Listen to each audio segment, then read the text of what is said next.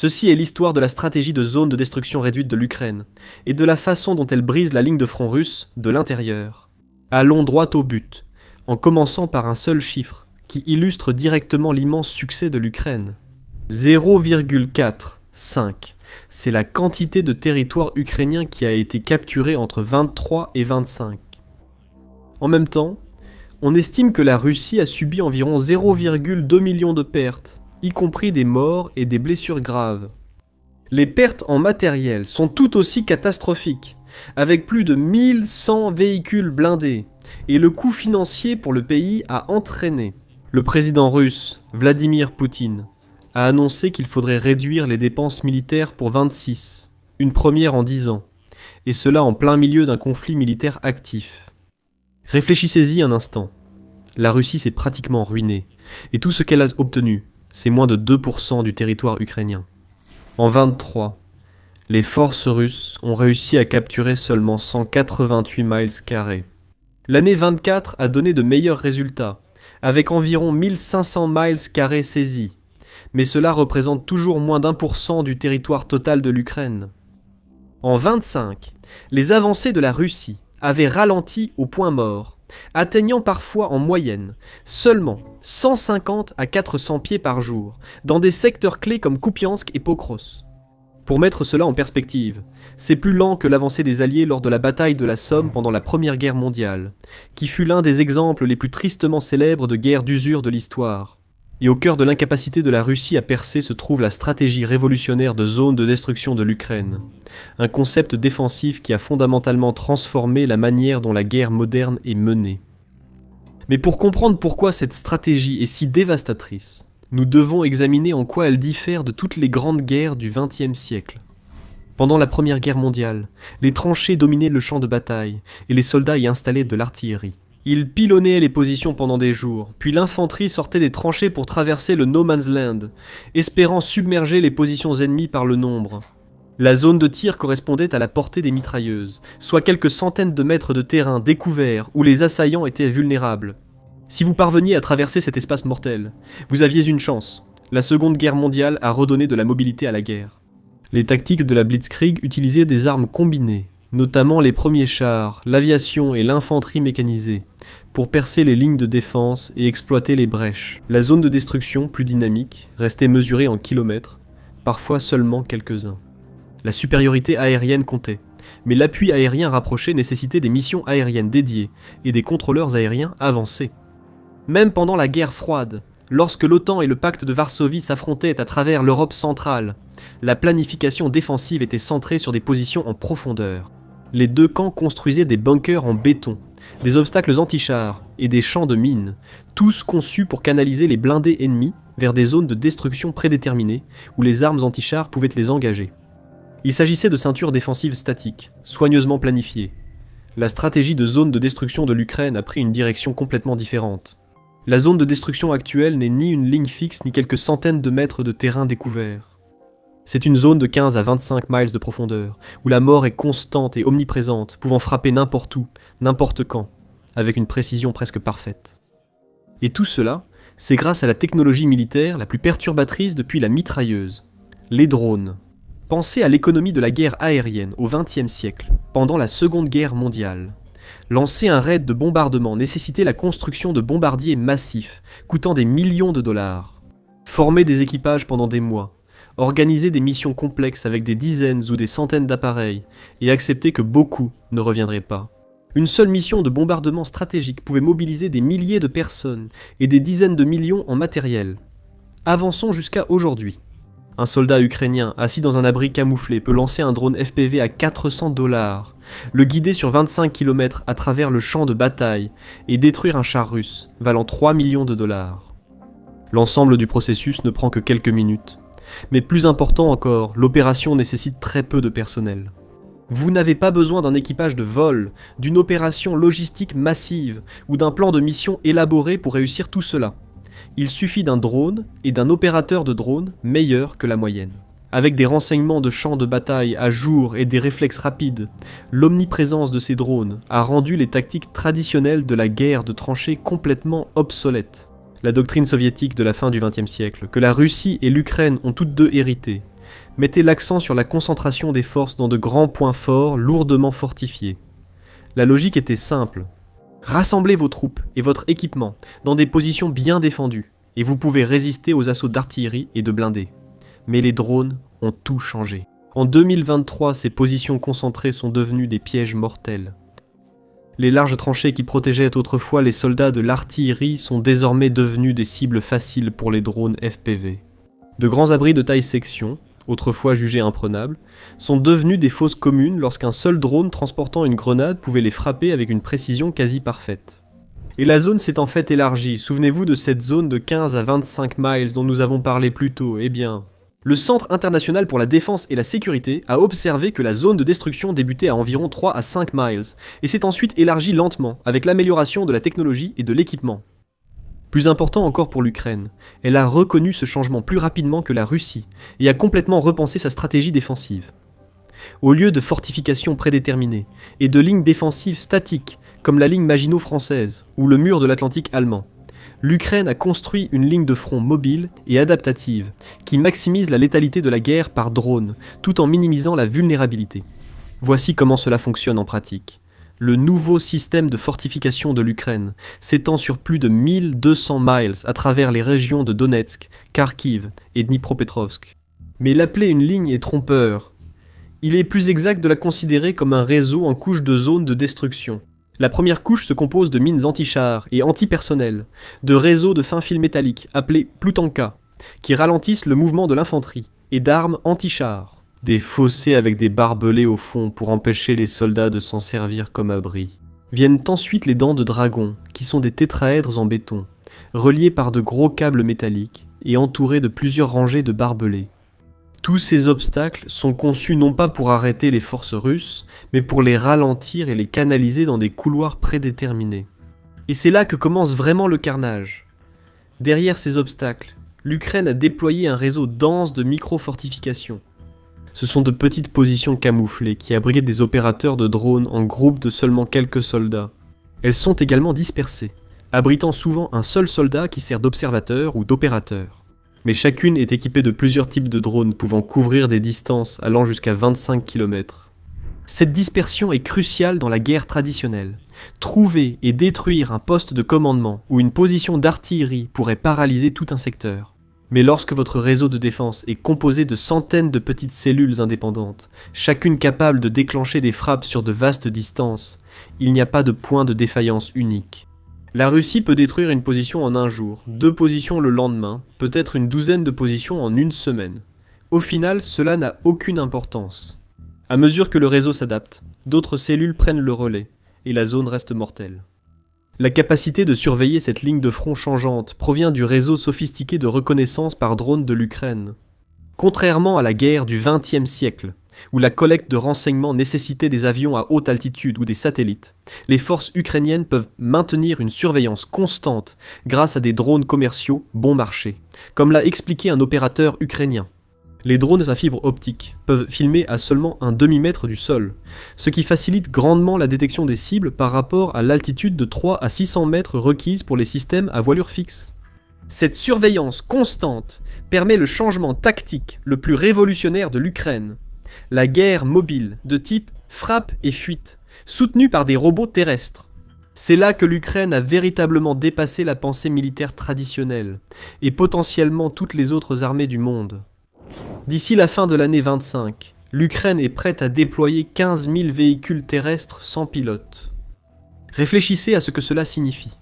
Ce ne sont pas de simples jouets télécommandés, ce sont des plateformes robotiques sophistiquées capables de transporter jusqu'à 300 kg de munitions ou de ravitaillement. Évacuer des soldats blessés sous le feu, poser des mines, livrer des charges explosives à des positions fortifiées, ou même monter des mitrailleuses pour un tir de suppression. L'impact sur les tactiques ukrainiennes a été profond.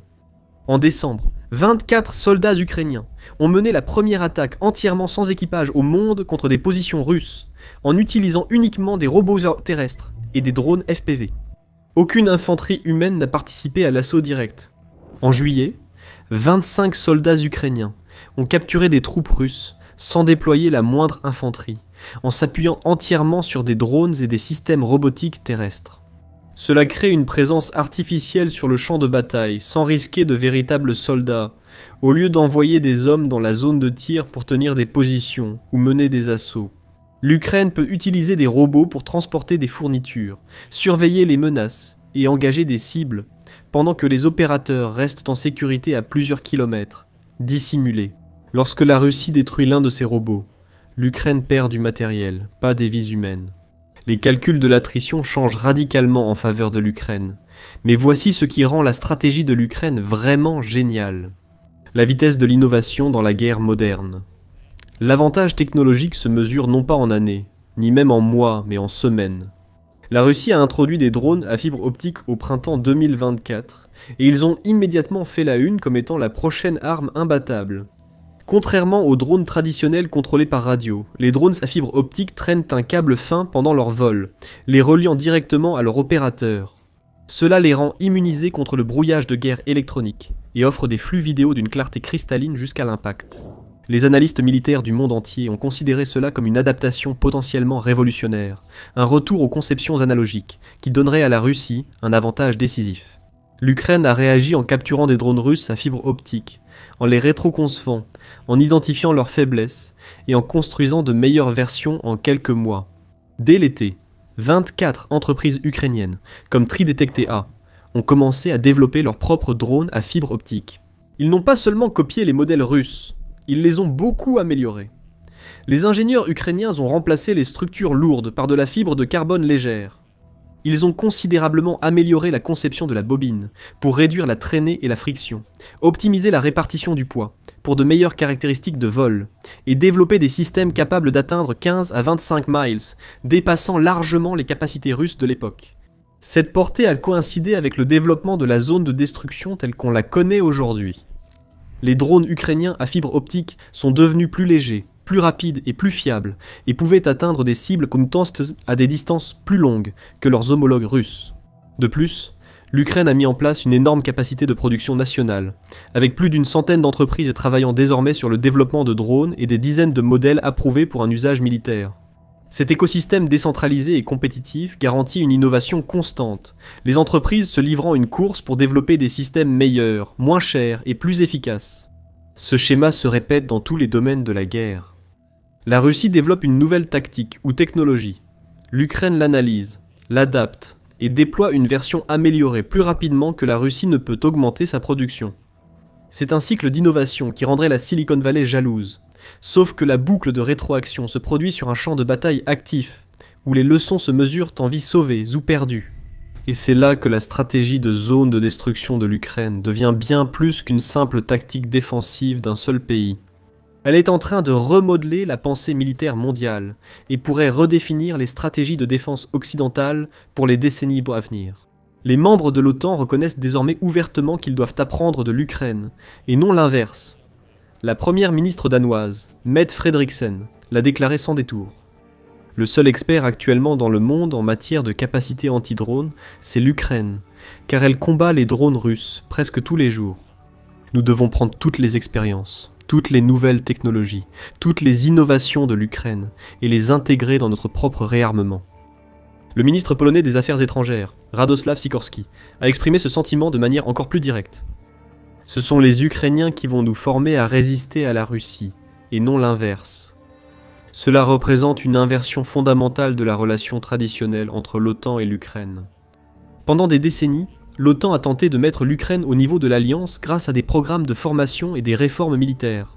Aujourd'hui, après 3 ans de la guerre de drones la plus intense de l'histoire, les pays de l'OTAN apprennent des tactiques ukrainiennes. En septembre 2025, après des incursions de drones russes dans l'espace aérien polonais, la Pologne et l'Ukraine ont annoncé des plans pour que l'Ukraine fournisse une formation anti-drone en Pologne. La Grande-Bretagne produit en masse des drones intercepteurs développés en collaboration avec l'Ukraine. La Roumanie a dévoilé des plans pour fabriquer des drones en partenariat avec des entreprises ukrainiennes, destinés à un usage domestique et à une éventuelle exportation vers des alliés de l'OTAN. Même les États-Unis, la première puissance militaire mondiale, négocierait un accord historique pour acquérir la technologie de drones ukrainiennes éprouvées au combat. L'OTAN a créé le Centre conjoint d'analyse, de formation et d'éducation en Pologne, précisément pour tirer parti des enseignements en temps réel du conflit ukrainien. L'Alliance repense fondamentalement sa doctrine de défense aérienne, pour se concentrer sur des essaims de drones d'attaque bon marché, plutôt que sur des missiles et des avions de chasse coûteux. L'ancienne méthode, consistant à déployer un missile Patriot à 4 millions de dollars ou une sortie de F-35 pour abattre un drone à 400 $, n'est tout simplement pas économiquement viable. Les implications plus larges sont stupéfiantes. L'Ukraine a démontré que des nations plus petites peuvent défier de plus grands adversaires dans des technologies militaires clés si elles agissent plus rapidement. Innover constamment et intégrer le secteur privé dans leur stratégie de défense. Le modèle occidental traditionnel d'acquisition de la défense, qui prend des années, voire des décennies pour déployer de nouveaux systèmes à travers des processus bureaucratiques rigides, a été complètement dépassé par le cycle de développement dicté par le combat en Ukraine. Celui-ci mesure les améliorations en semaines. L'ancien commandant en chef ukrainien, Valery Zaloujny, a prédit que les guerres futures seraient remportées par les pays qui concentrent leurs ressources sur les drones, la guerre électronique et l'intelligence artificielle. La guerre Russie-Ukraine est devenue le principal terrain d'essai mondial pour ces technologies. Et toutes les puissances militaires observent de près et adaptent leur doctrine en fonction des innovations ukrainiennes. Même la Chine étudie comment des systèmes sans pilote bon marché peuvent défier des forces traditionnelles coûteuses. Taïwan examine comment la guerre des drones peut défendre contre des invasions amphibies. Israël analyse comment les systèmes robotiques peuvent réduire les pertes humaines dans la guerre urbaine. Les leçons de la stratégie de zone de destruction en Ukraine se diffusent mondialement et pourraient transformer la vision de la défense de chaque pays. Mais peut-être que la leçon la plus importante est celle-ci. La supériorité technologique dans la guerre moderne est temporaire et fragile. Ce qui compte, ce n'est pas d'avoir le meilleur équipement au début d'un conflit, mais la capacité de s'adapter plus rapidement que son ennemi. Innover sous pression, échouer rapidement et apprendre encore plus vite, et créer une approche globale de la société qui exploite l'innovation civile à des fins militaires. La stratégie de zone de destruction de l'Ukraine fonctionne non pas parce que les drones ukrainiens sont nécessairement meilleurs que les drones russes en comparaison directe, mais parce que l'Ukraine a construit tout un écosystème industriel militaire. La concentration d'entreprises indépendantes qui mettent en commun leurs données, leurs ressources, et reçoivent des retours pratiquement en temps réel, à partir de situations de combat réelles, signifie qu'elles peuvent itérer et s'améliorer, plus rapidement que le complexe militaro-industriel centralisé et bureaucratique de la Russie. Les ingénieurs ukrainiens reçoivent chaque jour des retours des opérateurs en première ligne sur ce qui marche ou non.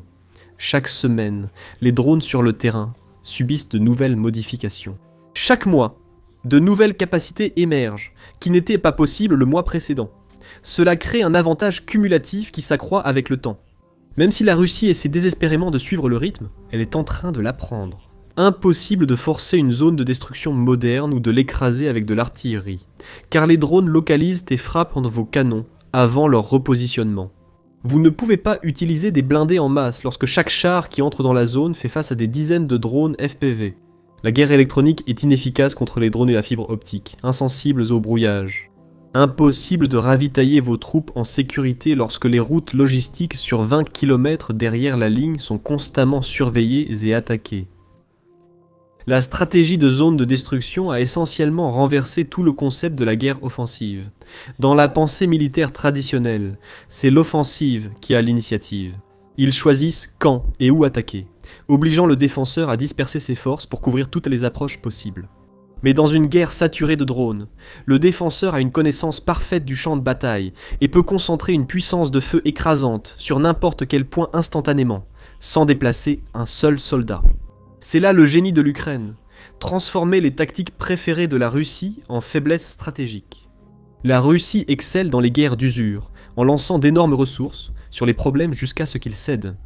Que se passe-t-il quand chaque soldat, char et pièces d'artillerie engagées dans l'offensive pénètrent une zone de destruction, où elle ne fait pas face à de l'infanterie ennemie, mais à un réseau omniprésent d'armes autonomes capables de frapper de n'importe quelle direction à tout moment? Vous obtenez exactement ce que nous avons vu ces 3 dernières années. L'offensive la plus lente et la plus coûteuse de l'histoire militaire moderne, où la Russie échange 1 million de pertes contre un pourcentage de territoire, où les généraux envoient vague après vague de soldats dans ce qu'ils appellent eux-mêmes le hachoir à viande, où le coût économique de la guerre épuise les réserves de la Russie, tandis que la stratégie défensive de l'Ukraine ne nécessite qu'une fraction des ressources. Et voici la partie vraiment terrifiante pour la Russie. Cet avantage de zone de destruction n'est pas statique, il grandit chaque mois. Les drones ukrainiens pourraient devenir meilleurs, moins chers et plus nombreux. Chaque mois, davantage de robots terrestres rejoignent le champ de bataille, réduisant le besoin d'infanterie humaine. Chaque mois, de plus en plus de pays partagent leurs technologies et leurs tactiques avec l'Ukraine, alors que la Russie s'isole davantage. L'Ukraine a commencé en n'ayant pratiquement aucune industrie de drones, pour finir par en construire plus de 5 millions en 25. Et la Russie le sait. C'est pourquoi le Kremlin pousse activement à des négociations qui gèleraient le conflit et leur donneraient des territoires qu'ils n'ont pas réussi à conquérir militairement. Ils comprennent que le temps ne joue pas en leur faveur, qu'à chaque mois qui passe, les avantages défensifs de l'Ukraine augmentent, tandis que la capacité offensive de la Russie s'érode. Rappelez-vous, la Russie a commencé cette guerre avec environ 100 000 soldats actifs. Ils ont désormais subi 1,2 million de pertes. Ils ont essentiellement renouvelé toute leur armée d'avant-guerre et ont dû recruter, mobiliser ou contraindre une toute nouvelle armée. Et même plus. Et cette nouvelle armée est de plus en plus composée de désespérés, de personnes très motivées ou de ceux qui ont des arrière-pensées. Et même d'agents résistants ukrainiens qui infiltrent délibérément les forces russes pour saboter les opérations de l'intérieur. Le budget de la défense de la Russie pour 2025 a atteint un chiffre stupéfiant de 40% des dépenses publiques, des niveaux jamais vus depuis le sommet de la guerre froide. Pourtant, malgré cet investissement massif, le complexe militaro-industriel russe s'est pratiquement effondré. En tant qu'industrie d'exportation, la Russie doit conserver toute sa production sur son territoire. Cela crée une spirale économique mortelle, où la production militaire consomme une part toujours plus grande du PIB sans générer de revenus. Parallèlement, la production militaire dépend des chemins de fer pour acheminer l'équipement au front. Ces mêmes chemins de fer sont de plus en plus ciblés par les opérations de sabotage ukrainiennes. Les chars et les munitions restent entreposés, inutiles pour le front parce que les trains ne peuvent pas les acheminer en toute sécurité. Même quand le matériel arrive au front, il entre dans la zone de destruction où les drones l'attendent. C'est l'aboutissement de la stratégie de l'Ukraine. Un système défensif qui réduit activement la capacité de la Russie à faire la guerre, en imposant des coûts insoutenables à chaque opération offensive. C'est une guerre d'usure inversée, où le défenseur numériquement inférieur inflige des pertes disproportionnées à l'attaquant supposé supérieur. Et le monde en prend note. Si l'Ukraine peut tenir tête à une superpuissance nucléaire pendant 3 ans, et plus grâce à l'innovation technologique et à des tactiques adaptatives, les conflits futurs auront un aspect bien différent de ce que nous avons connu jusqu'à présent. 22. Merci d'avoir regardé, à bientôt. Pour voir comment le mouvement de résistance ukrainien complète cette stratégie de zone de destruction, grâce à des opérations de sabotage à des centaines de kilomètres derrière les lignes russes, consultez notre analyse précédente sur la guerre de l'ombre en Ukraine. Et pour rester informé sur la façon dont la guerre des drones continue de transformer la doctrine militaire moderne, abonnez-vous à The Military Show pour des vidéos quotidiennes sur la géopolitique mondiale et l'analyse militaire.